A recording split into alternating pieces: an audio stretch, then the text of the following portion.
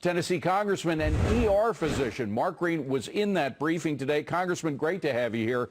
You have a unique perspective as an ER doctor as to what exactly these ERs, these emergency rooms all over the country are having to expect. You have to expect the worst if you're in ER, no matter what kind of an ER facility it is. Are they getting what they need from the federal government and state governments to help them in preparing?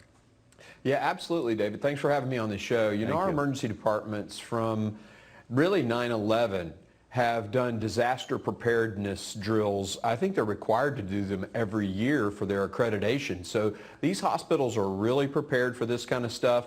And in fact, most of the people who get treated for coronavirus or COVID-19, they're going to be treated at home. 80% of the patients who get this, it's going to be mild to moderate disease. The folks who wind up in the hospitals and the ERs, it's going to be about around 20 to less than 20%. So they're ready. They practice this stuff all the time. These ER doctors in our nation and nurses are the best in the world. They're going to take good care of us.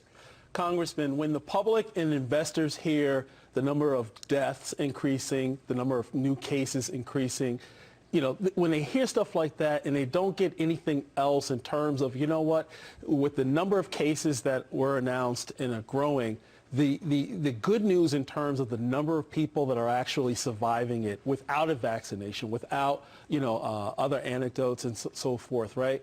Antidotes, rather. So the thing is, wouldn't it be prudent from a risk assessment perspective to give out that information in terms of how well the patients are doing, not just here on our soil, but abroad? Yeah, I think that information is very important to understand what we call the mortality rate or the fatality rate from the illness. If you're greater than 80 years old, the mortality rate in China, at least from the study that was done in the Journal of American Medical Association, it's 15%. No children less than 9 years old have died from the disease. Zero. Out of all the tens of thousands, no children have died. So this is a disease of the elderly and those who are sick. If you have diabetes, your risk of dying is 7%. If you have coronary artery disease, your risk is about 10.5%. So those folks who are elderly and have comorbidities, they need to be very careful, limit their travel, things like that. But the vast majority, the rest of us, it's not something to be too concerned about. The mortality outside of China combined is 0.7%. So if you look at those numbers and you take it realistically, I think the president's messaging on this is accurate. It's right. Gary? Hey, Congressman, I want to build on that this may not be quite as bad as people see, and get to the whole funding issue and put this in the skeptic camp. The White House has requested, I think, $2.5 billion for funding. We spent great amounts on Ebola, MERS, SARS, I'm sure in the billions. I know in Ebola alone is probably $250 million.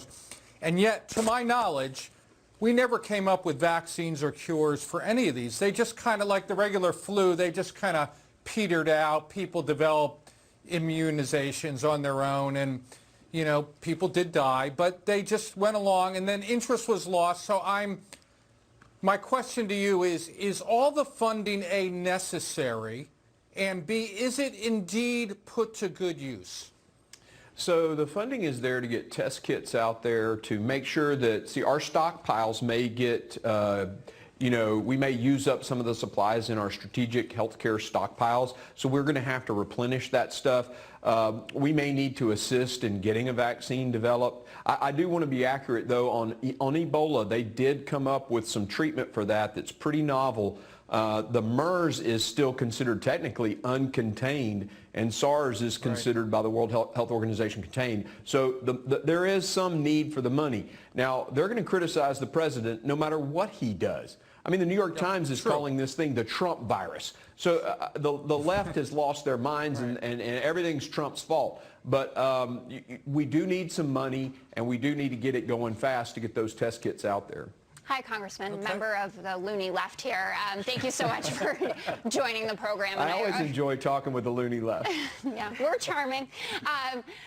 It's really great to have you, especially because of your background, and I would like to hear from more doctors. Frankly, I would be happy if I only heard from doctors until this thing is Gavin contained. Newsom should take that advice.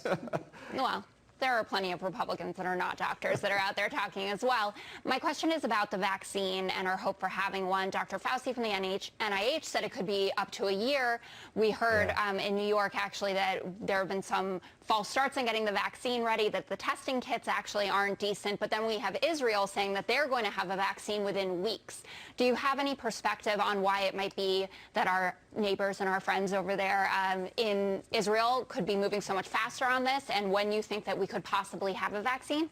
Sure. I think the stage one, you're going to see the stage one test, which is a smaller group of patients, probably in the next 2 to 3 months. Okay. And then there will be a larger trial that typically takes about 8 months because you want to know about the side effects and all of that stuff. So this is a great disease to treat with vaccines because the way it strikes the elder, it's very much like flu. So we should come up with a vaccine, but we want to make sure that we come up with the right vaccine and a safe vaccine. We got to leave it at that. Thank you so much for being here. We'll be right back.